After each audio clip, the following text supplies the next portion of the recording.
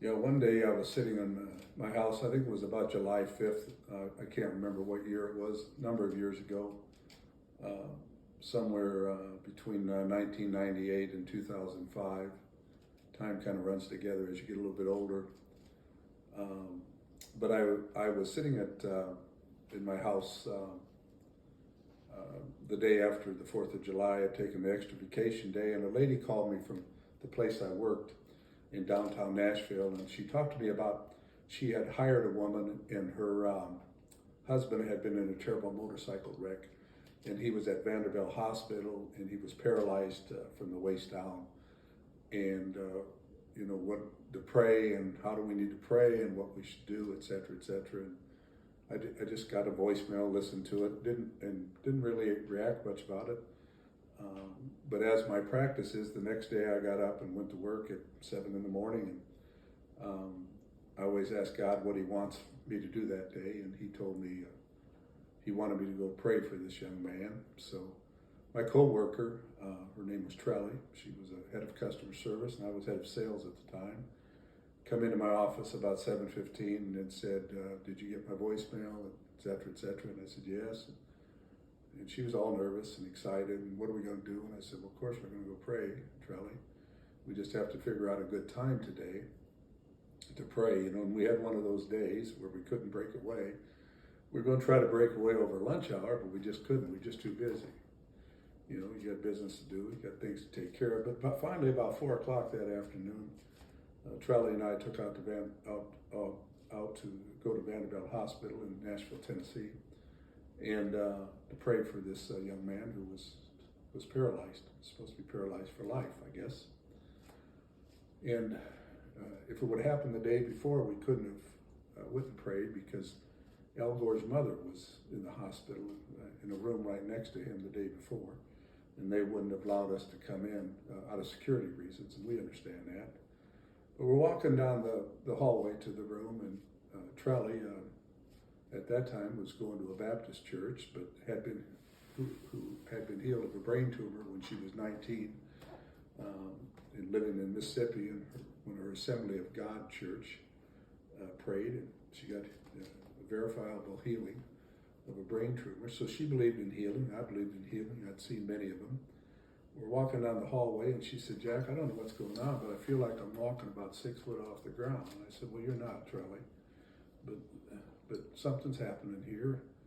I said, "I do know this, that there's a non-believer in the room. We're going to have to overcome that non-believer when we pray for this young man." So we walked in the room and introduced ourselves and said, "We've just hired your wife to come to work for us, and she'd had a miscarriage over the stress of it. And do you believe in divine healing?" This 21-year-old man said, "Yes, I do." I think he was a veteran of one of the wars. I can't remember if it was Iraq or where it was, but he was a veteran. He survived that and come home and had this terrible motorcycle accident. There was this young-looking woman in the room, young to me anyway at the time, and she was standing at the foot of the bed with her hand under the covers, holding his feet. It turned out to be his mother, and I don't believe I don't think she believed in divine healing at all. But he said he did, and I said, "Could we pray for you?" Charlie was on one side of the bed, I was on the other side, and I was already in the spirit, and he had slats of wood down his sides, and I knew he had a back injury, and I didn't know where it was or what. And I asked him, I said, "Can I pray for you? Can I put my hands right here between your body and these slats of wood?" And all he said to me is, "Please don't hurt me." And I just was in the spirit, and I said, "Oh, Jesus won't hurt you." And so I put my hands there and prayed, and prayed for healing across his back. And God doesn't tell me what He does. And Charlie's over there praying for all she's worth. And so I said, "Did you feel anything, young man?" And he said, he didn't even look at me, didn't even answer me. I wasn't even important. He looked at his mother, who we later found out to be his mother, and said, "Mama, I don't have any pain." He was in tremendous pain until that moment. And he said, "Mama, I don't have any pain." And he said all I could feel was warmth going across my back. So in the middle of the prayer, the Lord also told me, or at the end of the prayer, to put my hand on his leg and to pray for feeling in his extremities. He had none. And I asked him, I said, God had me put my hand on your leg in the middle of it and pray for feeling. Did you feel anything? He didn't look at me again. He didn't answer me. He looked at his mama and he said, Mama, did you feel my toes moving? Because she had her hands under the covers, and by this time tears are going down her face. She said, yes, son, your toes were moving. You couldn't move your toes before, but now you can. And I looked at the man and said, I don't know what God did here. He did something today. And I said, man's going to do something. And between the two of them, I believe you're going to walk out of this hospital. I found out later he had 1 in 466,000 chance of walking. A few days later, Vanderbilt doctors took him in, took a little bone out of his hip or something, put it in his back. And so man did something. At that time, this was pre-HIPAA. My wife worked for Vanderbilt Hospital. Her department dealt with records, etc. She checked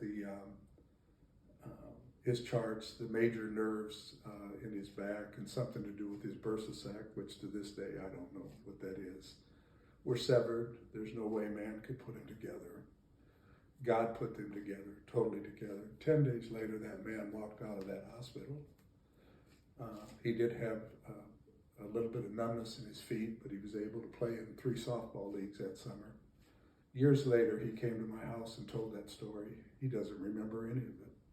It was like him hearing it for the first time, but he knows what happened.